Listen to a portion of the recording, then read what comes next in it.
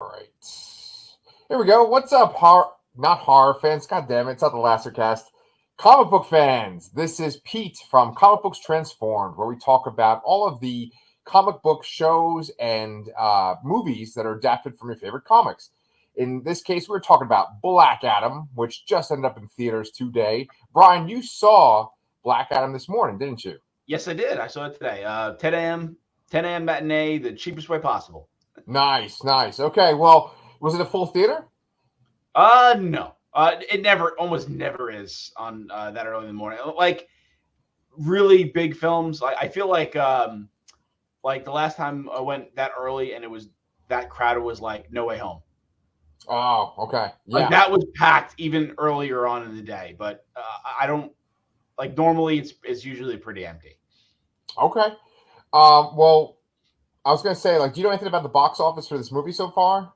I read something about it making like almost 8 million on Thursday night, but that was the only thing I've seen so far. That's good, right? I think. Yeah, that's decent. I mean, yeah, I think that's decent. Nice. So for those of you guys that are new to the channel, make sure you subscribe. We could always use some more people commenting. But besides that, we usually talk about two things every time we have an episode. So in this case, we're talking about Black Adam, starring Dwayne "The Rock" Johnson. And then we're also going to talk about episode 7 of Andor. So one thing that we're going to do that's a little different today, too, is I told Brian I want to start ranking things or giving like number grades for things. So I'm going to tell you my number grade out of 10 for for Black Adam. And then we'll go into like a spoiler-filled review. And then we'll do Andor. And also, we're going to rank all of the DCEU movies. There's 13 of them. And we're going to rank all 13 of them before we move on over to Andor. Okay? So we want to know what you guys think, though, too. Go ahead, Brian. Yeah, I got a question on your ranking here about this, too. So are you ranking this, like, against the other DCEU movies or just as a movie in general? Okay. So I just realized that, like, a lot of my favorite YouTube shows that I watch that always talk about movies, they always do, like, 5 stars or best movie ever, worst movie ever, or, 10, I give it a 6.5 out of 10. So I wanted to sort of give it a number rank, out of 10 for this movie. But then also you and I, we always kind of rank, each movie that's been released, we kind of say where it's going to fall on the scale. And so, it's two different things. Okay.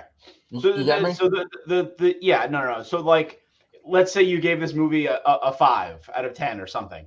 Like that's just as a movie, and it's not like saying, oh, this is a 5 because it's like worse than Man of Steel or something, or is like like would you put your favorite DC movie as a 10 automatically because it's your favorite one? No. As a matter of fact, I don't even know if my number one movie out of the DCEU movies is a 10. You know what I'm saying? Oh, I would give that 10s very sparingly.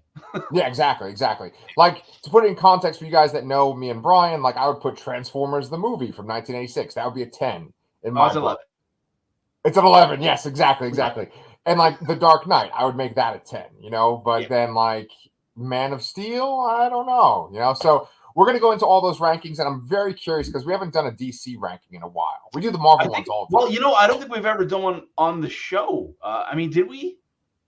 I mean, we must have did it for the Suicide Squad, but I don't have any record of writing it down. So yeah. So this might be our first official one, and I'm going to be very curious to see what you have to say. Yeah. So I spent a long time trying to find something that I wrote down previously, and I couldn't. So I just kind of went off the cuff here, and I don't know if I'm like totally happy and set in stone with it, really, but yeah. Yeah, it's all good. These things kind of change over time. My Marvel list absolutely changes all the time. Yeah.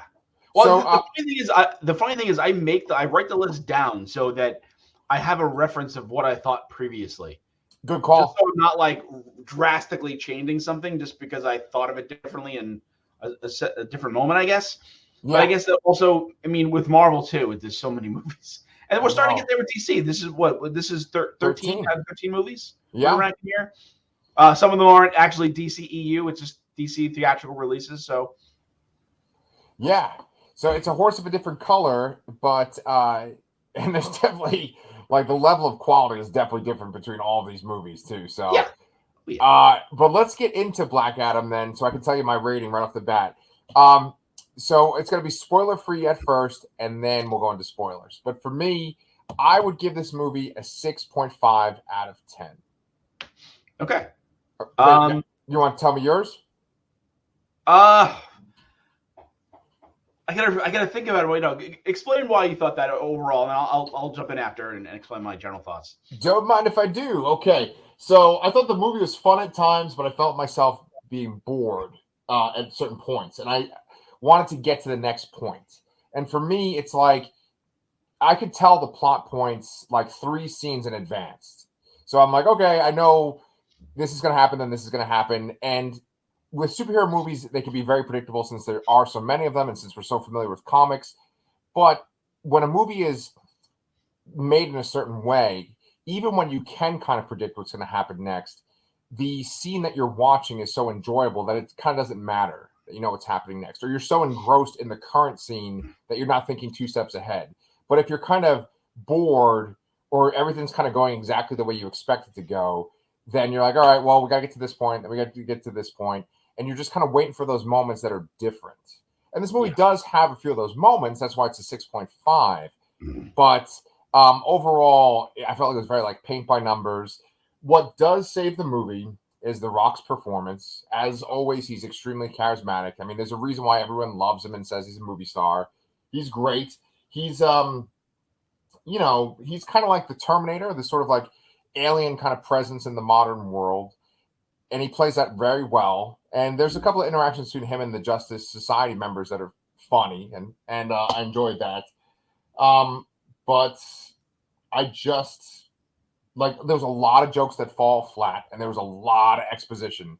And for those of you people that watch our show, people know that I get bothered by jokes that fall flat. And when there's exposition dumps, that's kind of like the kiss of death for me. And boy, does this movie have like an exposition dump right at the very beginning. Yeah, it certainly does. Okay, so I'm gonna say I'm torn here because like I actually kind of did like the movie a lot. Yeah, but I don't think it's like an amazingly high rated movie. I want to say like a 7 or a 7.5, but yeah, since I haven't really ranked movies like this in a long time, I could be just like completely screwing up a scale. He sets a scale here for later on, you know. Yeah. So I'll say a 7.5 for now. Okay, I certainly agree with you about the movie hitting a lot of very predictable beats. Even though this isn't necessarily based on any exact comic, I think it draws we can see some inspiration. It's drawn from some comics we both have read. Mm-hmm. I would say 52 series in particular. It is very predictable overall, and I didn't mind the joke so much. I think I took issue with the with Black Adam's fish out of water a little bit. I feel like he's supposed to be a bit more of a serious character, I think. So I don't think the jokes worked as much. But at the same time, and I think the one that I had the most problem with was the about the catchphrase.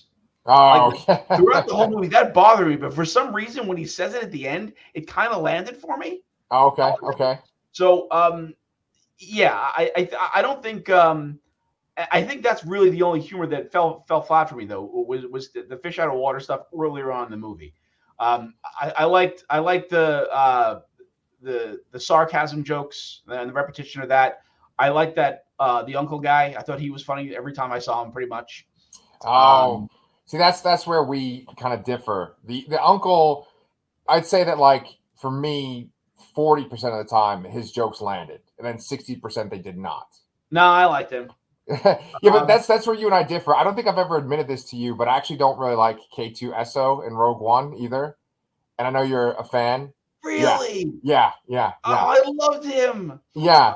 You know what's funny is that like my wife and my brother-in-law are such sticklers when it comes to movies, and they always kind of point out like, oh, well, we've seen this 80 million times, or I've seen this before, and they kind of point out flaws in movies. Well, why didn't this happen? Or, this is what would normally happen.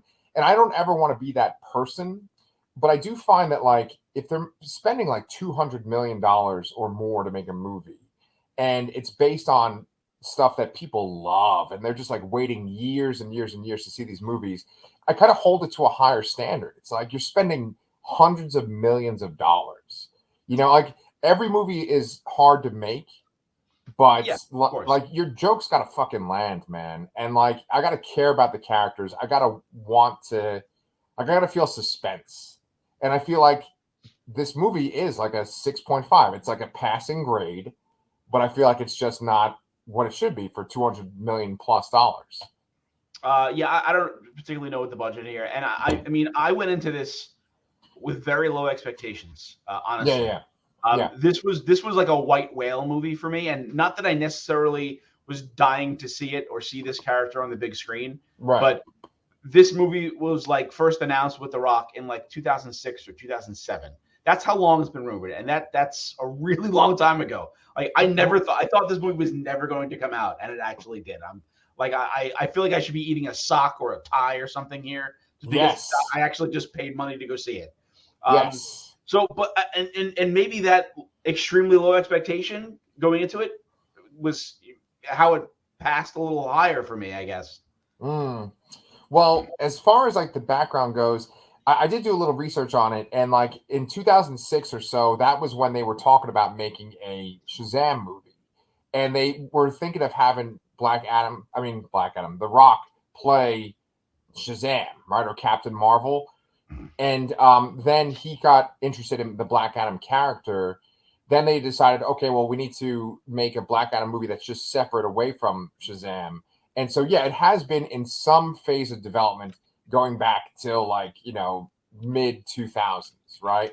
But at first he was possibly going to play Shazam. And I know like COVID pushed this movie back and a whole bunch of things pushed this movie back. But I kind of feel like this is maybe the best they could ever get it. Because when you look at the Shazam movie, like, did you see the trailer for the new Shazam movie before you watched this? Yes, I did. Yes. How'd you feel about that trailer?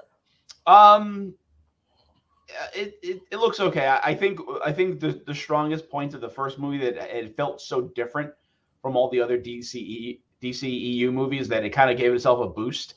Yeah. And I don't know if that is going to carry over as well in a sequel necessarily.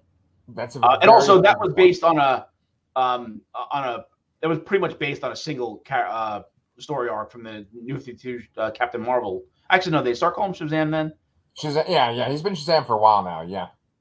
Yeah, I couldn't remember when the cutover was, but it felt like that's that first trade of that New 52 series. Mm-hmm. And this, I don't think is based on anything. I think it's an original creation, which isn't necessarily a bad thing. I mean, I always think back to Hellboy 2. Like, I love Hellboy 2 is great. I mean, I love Hellboy 1 too, but Hellboy 2 is completely original for the most part.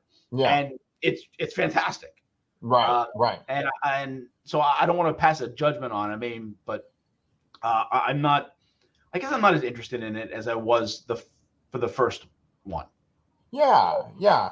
And it's funny because there's so many similarities between that first movie and this Black Adam movie. And there's a reason why I brought up the Shazam sequel too. I feel like they're having their own little shared universe of just these three movies now. Because I have a very strong feeling that like Black Adam's going to just randomly show up in Shazam, Fury of the Gods. Like I think there'll be at least a reference to him or something. Yeah, they probably have to reference them. Although I feel like setting them as their own movies, setting them apart like that, kind of disconnects them in a way. Right.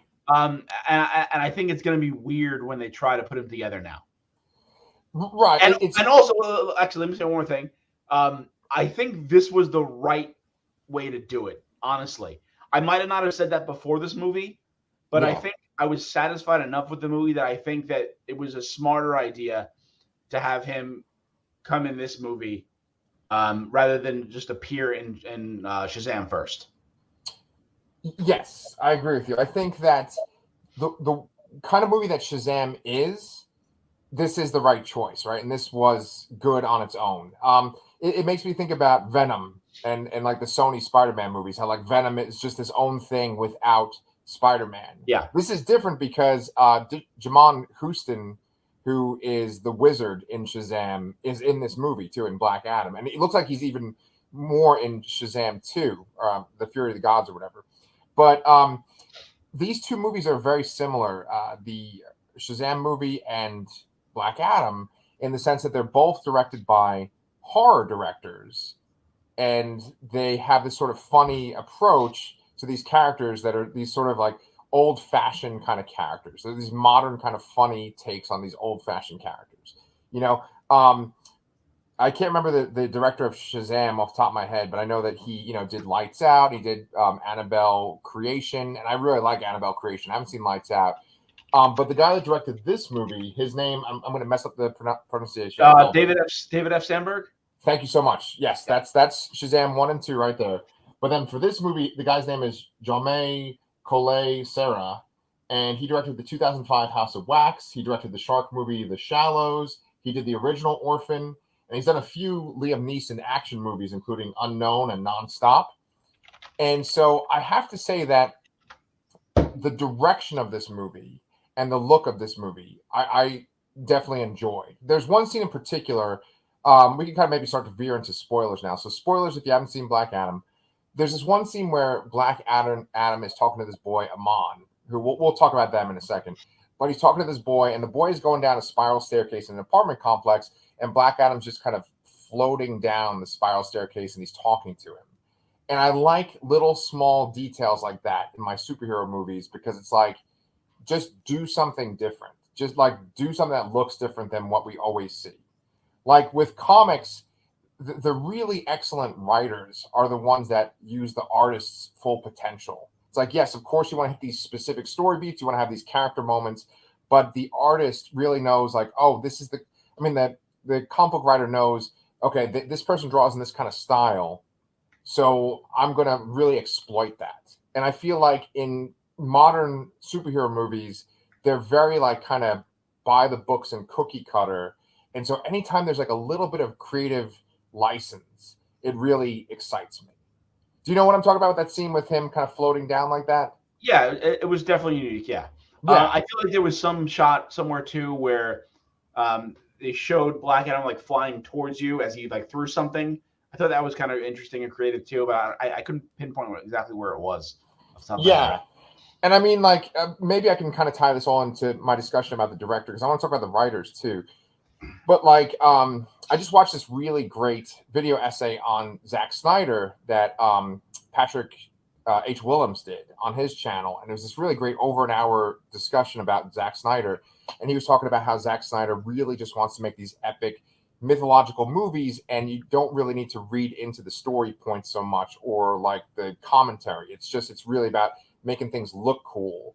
And that's what I feel like a lot of the DCEU movies are. I feel like they're the inverse of Marvel. Like Marvel is so much about like building the lore and connecting the lore, and they all kind of look like kind of generic for the most part. And then the DCEU movies, a lot of them have these like mythical kind of epic shots, but the lore is just like all over the fucking place. Would you agree with that? Yeah, the connectivity is varied. I think. I mean, maybe with the exception of Amanda Waller seems to show up in everything lately. Right, right. Maybe that's they're Nick Fury in a sense. Yeah, I think that's what they're definitely trying to do. Yeah. Yeah, I can see what you mean there. There's less mythology and less tying in the backstories. Although I did feel pretty strongly about the implied history of the JSA here in this movie, and I really liked how much they were in the movie. I was very thankful that they were in it as much as they were. Yes. Well, you know what? Let's dive into the JSA, but right before we do that, I always like to do the behind the scenes stuff. I already talked about the director. The movie was written by 3 men, but one of them was Adam Seitzel, and he wrote Due Date, which is like this movie with like Zach Galifianakis and Robert Downey Jr. Maid of Honor, which I think is with like J-Lo as like a maid who gets with like Ray Fiennes or something. Undateable, which is a TV series. Alvin and the Chipmunks, The Road Chip. and then Rampage, which I guess that's kind of his connection to The Rock, you know? Okay. So, like, none of these movies are necessarily, like, Oscar quality. You know what I'm saying? Like, they're kind of cheesy movies. Are you kidding me? I love the road chip. Oh, you do? Okay. All right. Cool. Well, have you ever watched the Chipmunks porno, Chip Munched? Oh, no. Yes. I've been dying to use that for my whole life. I haven't watched or heard of that before.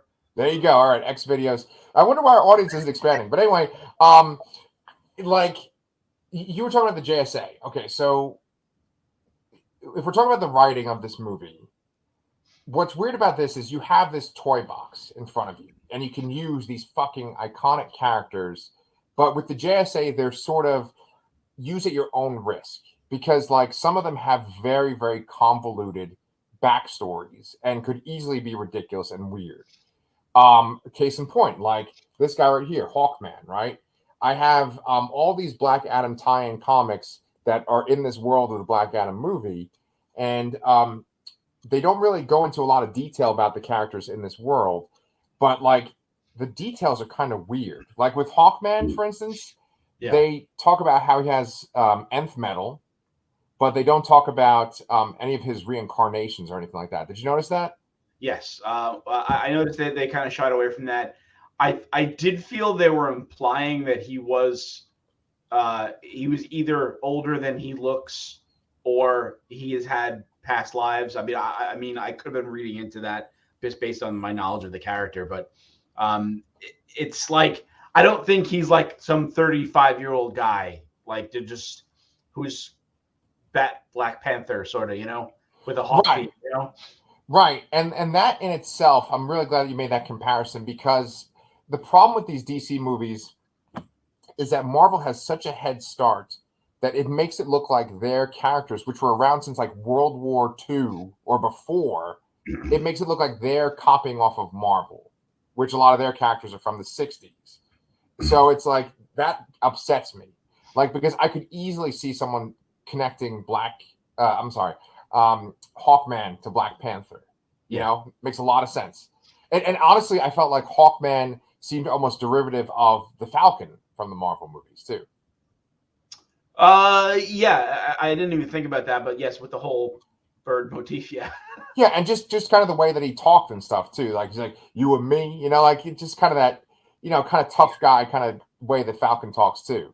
See, I like that. I like that joke too. That joke landed for me, especially the second time.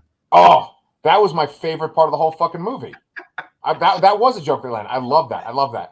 But you know, just kind of going with what I'm saying though, like another example is this character right here, which is another one of these tie-in comics. These are all written by Cavan Scott, and it's, you know, there's a Dr. Fate comic, and if you notice that it has like the Tower of Fate, and it looks like a big penis right there, right?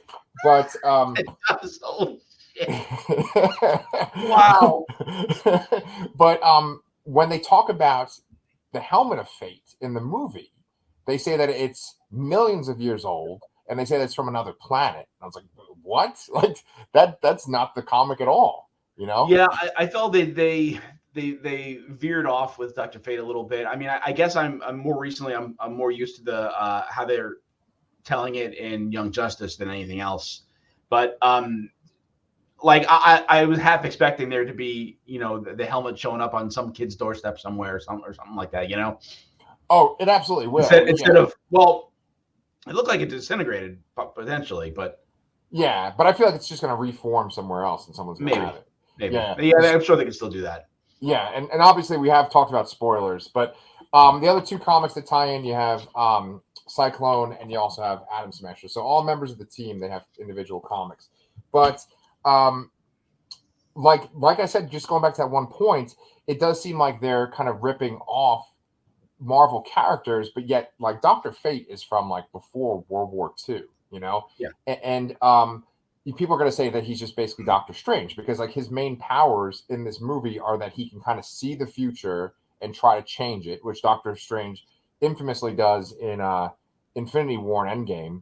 And then he also makes like multiple copies of himself to attack someone, which Doctor Strange does in Infinity War, you know? Yeah, I feel like the visual effects they used to show his powers too were very much like the almost Inception like mirrory things. Right. And there weren't nearly enough Anks. Yeah, exactly. Right. I mean, he would make one of the kind of like shoot it down like a torpedo or something, but like, this is a guy that he just has such incredible powers. He could do so much, and they kind of like gave him like 3 powers basically, Yeah. And then also, Black Adam himself kind of comes off like Drax, right? He's this muscular, bald guy that's okay with killing people and is invulnerable, and he's also doesn't really get humor and stuff. So like even Black Adam seems a little derivative of Drax. Yeah, I could sort of see that. I was getting more like Terminator vibes, like T2 as well. Yes. Yes. And to me that was one of the weaker points. I mean, I know I said earlier the fish out of water stuff just didn't land for me in this movie. And until that very end scene. Yeah, like it's The Rock though. I mean, this movie was sold by The Rock for the public. This movie was sold by The Rock, not the character. And we mentioned that before in previous videos, how sometimes a character will sell an actor will sell a lesser known character rather than letting the character speak for itself. Right. This is definitely the former with that. Oh yeah. And that's a point that you've brought up multiple times in the show, and that's a really good point. Yeah. And that like he makes me want to go see a sequel to this. And he carried this whole movie. He did a great job. Yeah, but you know what though? I don't know if I'd want to see I mean, I think a lot of my enjoyment came from the JSA here. And I think I wouldn't necessarily want to see a sequel without the JSA. Right. Well, I think, and since we're completely spoiling this movie, I think that the direction they're going is that a couple of things. Like, I think that they could have potentially a movie where him and Superman fight each other. There is an animated movie, and it's kind of based on a limited series, where it's like Shazam, Black Adam, and Superman all fighting each other together. And I feel like that might be the next step. I suppose I could see that. Although I think there's better things to draw from. Oh maybe. Yeah, I actually didn't think that limited series was that great, and it was weird they made a movie of it. But I think it's just because it's like one of those things where they want to show Shazam, but it's like you have to bring in a more established person, like Superman, like the most established person, And I think that they also, you mentioned 52. Like this obviously draws from 52, and then there was like this tie-in miniseries called World War III, which is like this little spin-off of 52. And then also there was JSA. One of the runs was or miniseries or whatever was called Dark Reign, where like he takes over Khandaq and he has his own team, and so this movie like draws heavily from all 3 of those. But I feel like if you know about the woman in it, I can't remember her fucking name. The character. I wrote down all these notes. I remember the actress' name. I don't remember the character's name. I don't remember. But see, like we should remember the characters' names from watching this movie. Adriana Tomas and Amon. Adriana Tomas. Yeah. Yeah. So played by Sarah Sahai or whatever. Shahi. Thank you. But I actually looked that up because I always just say it wrong. Oh, nice. Okay. I say it like you said it. I'm like, that can't be right. I want to make sure. Yeah. No. Well, that's good on a show like this. Well, and that's another thing that's cool about this movie is that it's like, it's all just set in this sort of, this fictional Middle Eastern country, right? Or this like kind of like Egyptian type country. It's not a real country, but obviously has like a very international kind of cast to it. Yeah. Yes. But I was going to say that like Adriana in the comics, she eventually becomes a character known as Isis, who's like part of the Black Adam family. Yes. And just how like Shazam has his whole family, like she's one, and then her son Amon also becomes Osiris. Yes, I do remember that from 52. Yeah, and so here's a big spoiler. This is for potential future Black Adam movies. Just for people that don't want to spoil future movies, maybe just turn this off. But like in the 52 comic, they both get killed by these creatures. I can't remember who I think the creatures actually work for Intergang too. But they both get murdered, and then that's what makes Black Adam just go crazy and he almost starts World War III. Yeah, I don't remember that much about it, because I mean, that we're talking about a comic series it's like 10 years old at least. So Oh, at least it's probably from like early 2000s. Yeah.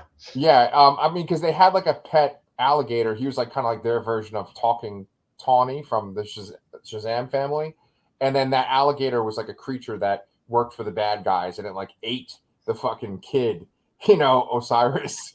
Yeah. That was like the last panel of one of the issues of 52. Was that thing just fucking eating him, and so Black Adam just loses his shit, and so I think that they maybe could do that moving forward. Yeah, that could work. Absolutely. Yeah, because like Shazam, and I know you know all this, Brian, but like for people that don't know, like Shazam and Black Adam, they were all made by Fawcett Comics, and Shazam at one point, or Captain Marvel, which was his original name, was like more popular than Superman at one point. But it was just he was a big ripoff of Superman, and he had this huge cast of characters, a whole bunch of villains, whole bunch of supporting characters, and Black Adam was one of his villains. Sabak, who's in this movie, is another one of his villains too. And then he also had this whole Legion of Monsters. And like I think that crocodile guy was from that. And so I could see them doing like a Legion of Monsters thing and tying in the Shazam movie and the Black Adam movie and maybe even bringing in Superman. I don't know. Yeah, I suppose that could work. Yeah, and that whole story with Fawcett Comics and DC basically suing them is very interesting. Maybe we should cover that a little more in depth some other point, but because I don't remember all the details of it right now, unfortunately. Yeah. Oh, it's super, super interesting shit. But it's just so cool, all the weird random stuff that they've made, and they have all these cool, interesting villains. Like the Shazam himself looks like Superman and has kind of the same kind of disposition and has similar powers, but his whole origin and everything is way different and weirder, Yeah, absolutely. Well, I feel like I've been talking a lot about this. What else you got to say about Black Adam? Bring me some more. I thought one of the lower points I thought was when the JSA first comes in, they're very heavy-handed about, oh yeah, we're all about enforcing justice and global stability, and like it was just like so contrasted to what the state of things were in Khandaq, because I think Adriana said something like they've been occupied by Intergang for 27 years or something like that. Yeah. It was like a little too much, I guess. Like, like they were a little too clueless, I guess. Yes. And that kind of struck me as a little odd that they would write that in like that. I think something you mentioned in your notes as well. They don't really talk about how Black Adam suddenly understands and speaks English. I mean, I'm sure you could infer some kind of wisdom of Solomon kind of thing or something. Yeah. But would have been nice to connect that little bit of a dot, though. I also thought Sabak was kind of underdeveloped. Yeah. And it's they very much made him a very throwaway, one-note villain sort of. It was kind of like a inverse of powers of the hero, which is funny because Black Adam is basically that of Shazam already. Good point. Yeah. Yeah, I would have liked a little more development there, I think, with that character in the background there, and outside of just telling like, oh, I'm the descendant of this guy, and I want to rule just and unleash hell. Why? Yeah. Like, why? No, seriously, why? That is a good point. Yeah. He kind of seemed a lot like many of these Oh, DCEU villains at the very end, where they open up a portal into the sky, and then there's always a portal. There's always a sky portal. Yes, and he's just kind of big and just kind of shoots fire at people. Not very interesting at that point. You could tell, like even in the very beginning when you had the group with Adriana Tomaz going into that cave, it's like, oh, okay, this guy's the one that's going to betray them. He's the bad one. And then it's like, okay, well, he lives. So he's going to be the main bad guy. He's going to turn into Sabak at the end. The second I saw him, like, he looks like the guy who was the villain in True Lies. Yes, I know he can't be. He can't be because there's no way, unless he hasn't aged at all in 30 years. Right. But no, like he's got to be the bad guy. Yeah, he's the bad guy. Right, exactly. But like I mean, the exact same hairline, sort of, you know? Yes. But it's just that's the thing, is that there's so many weird story points. You know, like the fact that she did mention that they've been in charge for 27 years. It's like, why that number? Why were they in charge for so long? You know? Yeah. And in all those 27 years, they couldn't find this crown that was in a cave. Like, that just seems weird. They had this like massive mining operation. Yeah, and that was couldn't. another question too. So Eternium, I don't remember ever hearing about Eternium before. Is that actually something? No, I don't think it's a thing. And I mean, that opens up a whole nother door of discussion too. You know, in the past like 5 years or so, Scott Snyder has really kind of taken over the mythology of DC, and he made it that like certain metals are really important. And nth metal is one of them. I don't think Eternium is another one of them though. Yeah. And I personally do like the idea of like there's these special metals and they do this stuff because so much of DC is also just like the frequencies of things. Like the way that you can travel to different worlds in the multiverse is they're just different frequencies, and you just have to adjust your frequency. And also like there's the idea of like that the DC universe is a song. That's something that kind of Grant Morrison goes into in Final Crisis. But I really like the idea of like metal being important and like almost like pitchforks or tuning forks, you know. Yeah. Because so I'm cool with them doing that, and maybe even the idea of like maybe Eternium is like pieces of the rock of what's it? Oh yeah, the Rock of Eternity. God, I didn't even fucking think of that. Wow, I'm dumb. Yeah. Okay, Yeah. so that's like, you know, unobtainium, you know, like sort of thing. And it's so dumb and obvious. Like I don't know why I didn't think of it this time. No, it's okay, but like I think the reason why they even used it in the first place, I guess they needed kind of like a reason why the slaves were doing something in the past. And so they had to like be digging for stuff. And so they find this Eternium and it makes the crown. Okay, we get it. And then like I guess you needed some kind of kryptonite for Black Adam. Because essentially just any kind of human person or even superpowered people, he's pretty much easy to mop the floor with them. But then once you had like an Eternity powered weapon, then he could get hurt. Yeah. Although he seemed to kind of heal himself after that first encounter with it. Yeah. Or whatever. Yeah, good point. Just like that bothered me. Like the dump in the beginning where they just tell you this whole like story of Khandaq and all that is like it's like too much at first, and then it was just weird that like this like criminal organization just controls this country, and it's in a world where you're establishing that there are superheroes. So it's like no one has ever taken on this criminal organization, you know. Yeah, and part of me also, it's like in the sense that this group has taken over this country and occupied it, and they're called Intergang. Right, exactly. Intergang. Like, right. Maybe make some kind of reveal where it's like, oh, it's Intergang the whole time behind this government or whatever. Please, exactly. Yeah. You know, that's like the joke in the Bumblebee movie where it's like they're literally called Decepticons. Right.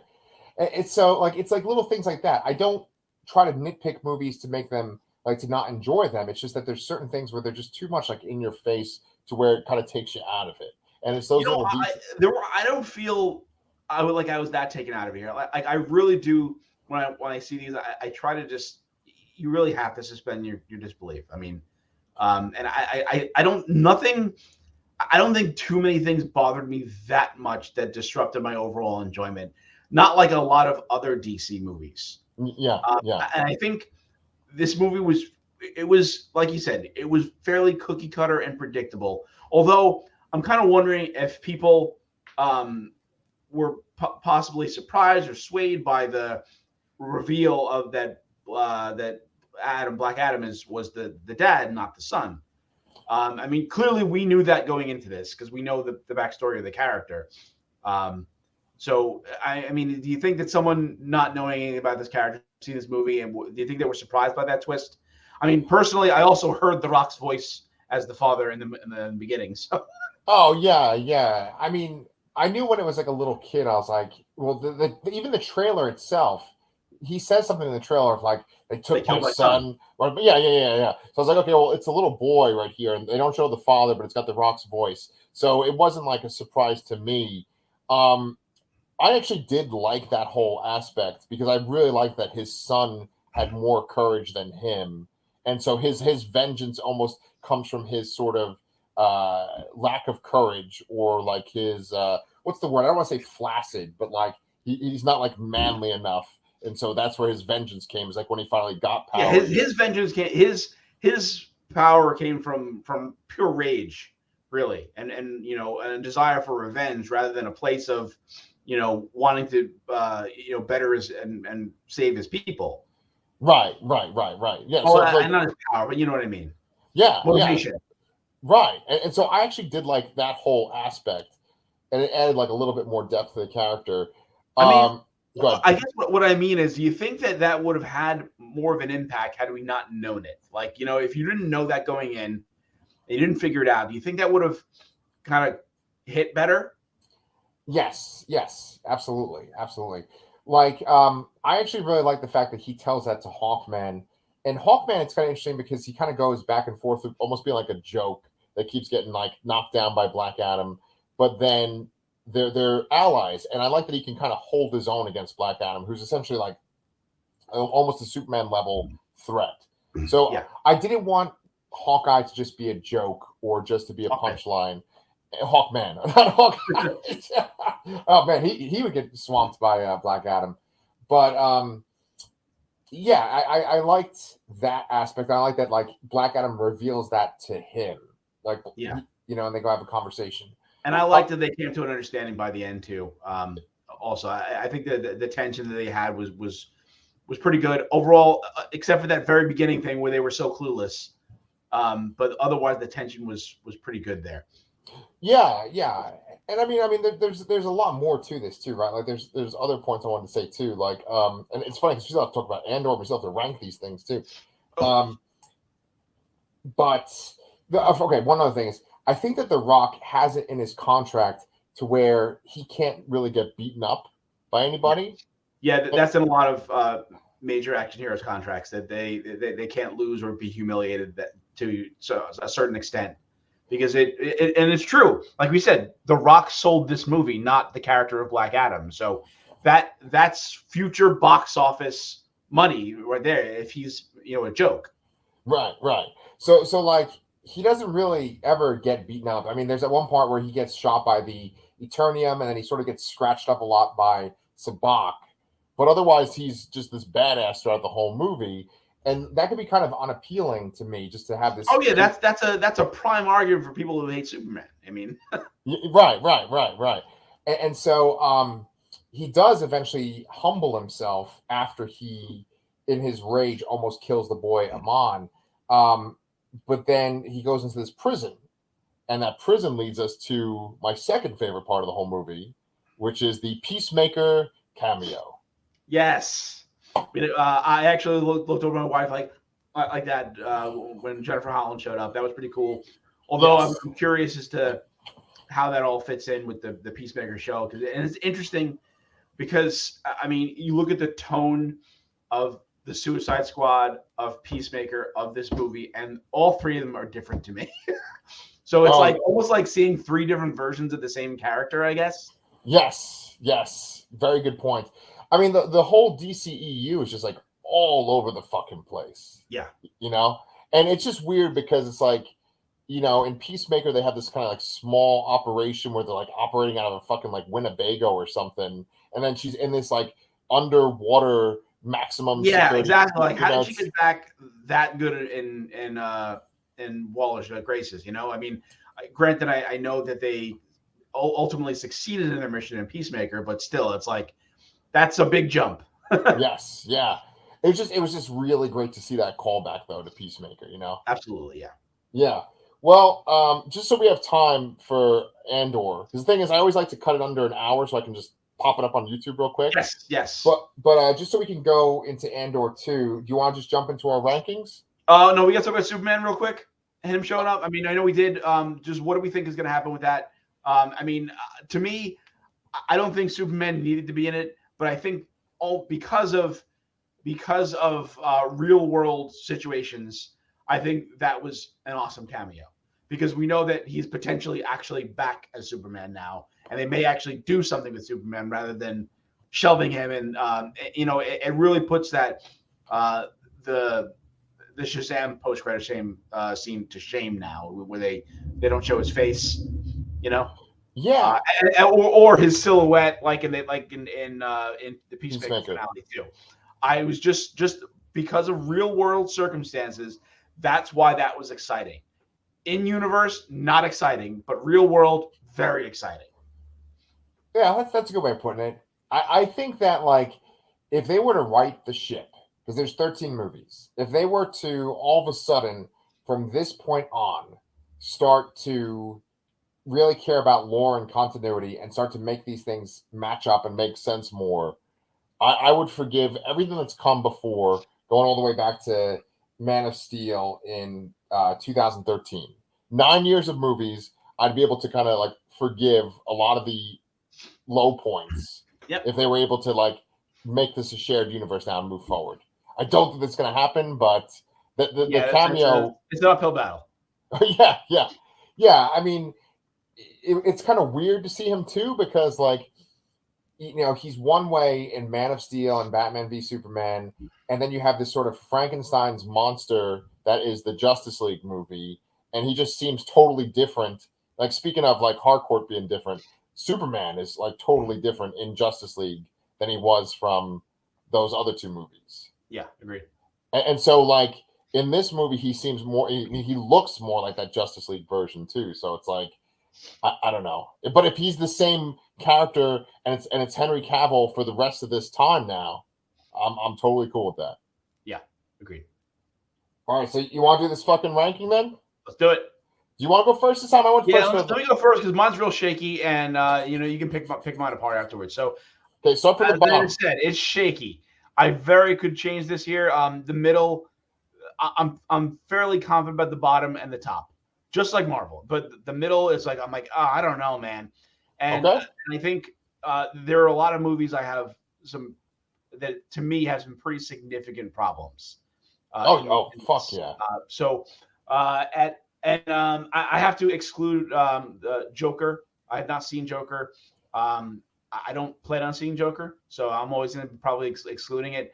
I have this, like, the kind of people that have adopted that movie is like some kind of like calling. I just have no interest in seeing the movie. Okay, totally understand. And they're gonna have to do some serious work if that supposed musical sequel is true or not to get me to go see it. With Lady Gaga, yeah. Yes. Okay, so at number 12, you'll have 13. I only have 12. I have Suicide Squad. I think that's a clear loser here. Yes. Not much to say there. Next, I have Justice League. Now, we're talking about Justice League. We're not ranking the Snyder Cut here. Wasn't theatrical. I think I would rank the Snyder Cut separately, and I would put it in a different spot than this. Meaning I like the Snyder Cut better than the theatrical cut. Ditto. Overall. Absolutely. Yes. At number 10, I have Wonder Woman 84. I had a lot of problems with that movie. Number 9, Batman v Superman. Did you just take my list? Well, no, we always agree on the bottom and sort of the top, but the middle is where it gets a little muddy. Okay. Yes. 10, Wonder Woman 84, 9, Batman v Superman. This is where I'm kind of like, I don't know what the hell to do here. I have 8, Aquaman. 7, Birds of Prey. Right. 6, Wonder Woman. Oh, okay. Now, for me, I loved Wonder Woman, but I really, really think the third act took like a dive off a cliff. And dropped it down. It drops it down to mid-tier for me. Okay. 5, I have The Suicide Squad. Okay. I also think that has a weird middle act. Yes. But I like the opening act is very strong, and I think the third act is decent. But in the middle, it's just like, I don't know. I agree. 4, I have Shazam. 3, I have Black Adam. 2, Man of Steel, and 1, The Batman. Ooh, very nice. There's only one glaring difference between you and me on this list. I'm guessing it's Black Adam. No, well, I guess Wonder Woman and Black Adam are like the ones that are sort of different. Swapped. Then. Yeah, Okay. yeah. So I'll go through mine real quick then. Suicide Squad 13, Justice League 12, Wonder Woman 1984 11, Joker is 10. So I think Joker's better than those three movies. Batman v Superman, Aquaman, Birds of Prey, Shazam. Then I have Black Adam. Then I have The Suicide Squad. Then Man of Steel. Then I have Wonder Woman. And then I have the Batman. So Wonder Woman and the Batman both have these amazing, amazing moments that capture the essence of the character very well. And I feel like my life is better for having seen them. And it's Wonder Woman coming out of the trenches.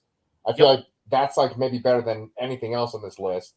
And then the Batman, that sequence in the very, very beginning when all the criminals are looking up at the bat signal and getting scared, that's like fucking phenomenal too. So like those scenes really capture the essence of the characters, and those scenes alone kind of make the movie, honestly. Man of Steel, that's not really Superman to me. Like he feels off. He's not really what I picture Superman being. It's a very cold Superman movie, a very violent Superman movie, but it's still a movie that feels complete with like a vision, and they know what they're doing. Some of these movies really, truly suffer because they're just these sort of edited amalgamations where, directors were fired or people came in and just changed the movie. Yeah. And I mean, the clearest examples are the two lowest movies on our list, Justice League and Suicide Squad. Yeah. And I feel like Justice League has a leg up on Suicide Squad because at least it was like a little bit more fun, and it has the kind of the iconic characters that we like, but it's still horrible. And then Suicide Squad is just this kind of bleak thing that they kind of shove a little bit of brightness and silliness into, and it just doesn't work at all. Yeah, I think there is some heavy editing in that movie and heavy cuts. People, we talk about the Snyder cut. People always make mention of the Goyer cut. Yeah, Ayer, is it Ayer? Goyer's a writer. Ayer, the Ayer's cut. Yeah. And I don't think it exists or anything like that. And I think it would probably take more work than it would for the Snyder cut. Yeah, I don't think we'll ever see it. I don't think that scenario where they did that will never happen again, ever. Right. That's a once in a lifetime thing based on the real world conditions of the pandemic and all that, just to get something new out on that service at that time. Right. Otherwise, that's not going to happen. They even admit to that being a mistake. Yeah. And I could totally see why. Yeah. I don't know where I was going with after that. No, I mean, it's just such a weird hodgepodge of movies and different tones. And I mean, if you ever want, go ahead. No, I was going to say, if you ever want to just go through these movies in chronological order, in order of their release, I would gladly talk in depth like we did about Black Adam today about each of these. Yeah. Because I think we've only covered the Suicide Squad as a channel, right? Yeah, because there hasn't been as many coming out as Marvel and all that. What I was going to say about Suicide Squad is that they really needed to cut that whole supernatural element out of it. I think it was way too odd for it, and it was just a mishmash of things in that movie. Yeah, so that's our rankings, and who knows, maybe it'll change moving forward. We'd love to hear your rankings, guys, if you're watching at home and you want to comment too. But Brian, do you think that we can talk about Andor in about 6 minutes? Yeah. Okay. All right. Closing thoughts. Give me more Justice Society. Done. Andor. Good, okay. Standalone episode this week. Interesting, huh? Of what? Of Andor? This is a standalone episode. This is not a 3-arc. This is a standalone episode, and then the next 3 will be an arc, and then the last 2 will be a 2-part finale. Oh. Okay, I didn't know that. That's interesting then. Okay, so spoilers for Andor. He ends up arrested at the very end of the episode. Do you think that we're gonna jump forward in time, or is he gonna get bailed out of prison? I don't think it's going to be too much of a time jump here. Maybe a little small one, a couple weeks or months, something like that. Yeah. But we're not going to be like, oh, he's been in jail for 2 years. That's not going to happen, I don't think. Okay. They're going to keep it somewhat contained. There is a very limited time frame where this show can happen in. Yes. So they really can't mess around too much. Yes. I did like this episode. It's kind of a resolution. It kind of bridges the two prior arcs together a little bit. We speculated if we were going to see that planet. What planet is that where he starts off on? Oh, Ferrix. Ferrix. We didn't know if we were going to come back to Ferrix or not. We didn't know if we would see his mom or Bix or anything like that ever again. They made a point to keep showing Cyril Karn throughout the last arc, but no one else from the prior arcs. So, and then also we see Vel in this again, who I thought might have been disappearing too after that arc. Heck, we even see the girl that left behind on Aldani. Whatever her name is. So I like how they're bridging things together here. That we're going to keep seeing the growth of this network that Luthen is a part of here. That is, the early stages of the rebellion. Actually, I even felt very odd rooting for Miro in that council meeting there. Like, I'm like, well, holy shit, I'm rooting for someone in the Empire. Like, this is weird. Yes. It's funny because I remember someone, there's that meme where there's guys like watching a TV show and they're kind of excited, and then there's the next picture and they're like, yeah.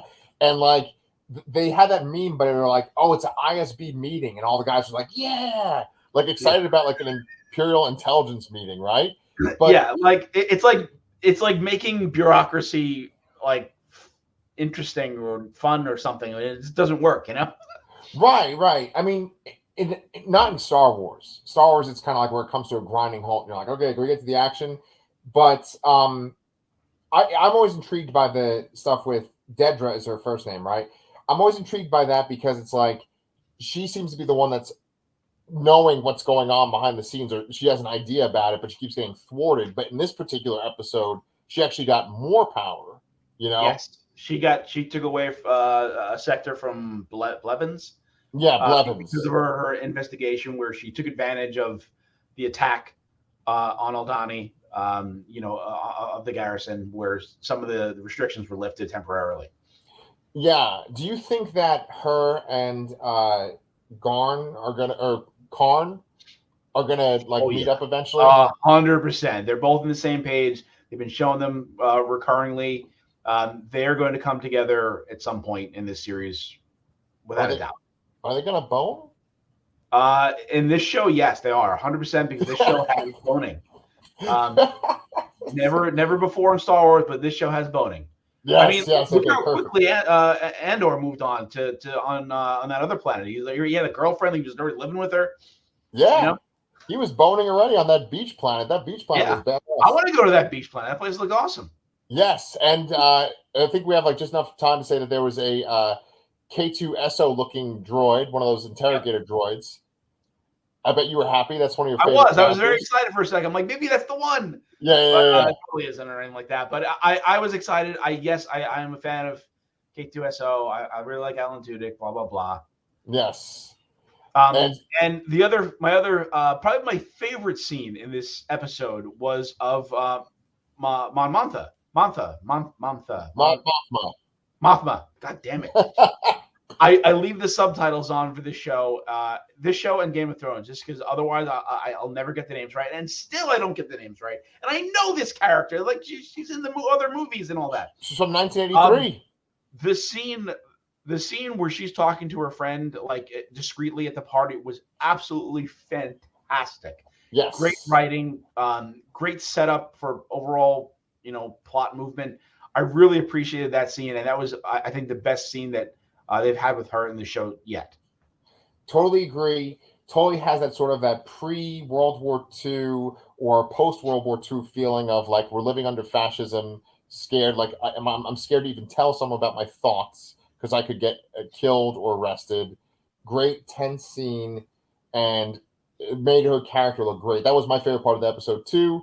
Also, we see the original Clem, and we see how he died. We saw clone troopers on Ferrix. Yep. And he basically essentially got in trouble because someone else threw some stuff at them, and then he got arrested. I think he was hung. And then Andor ended up getting arrested because something that some other people did too. We got 20 seconds left. We got to say goodbye to y'all. We'll talk more about Andor next week. But thank you so much for watching. Make sure you guys subscribe, and we'll see y'all next week for some more Andor and some other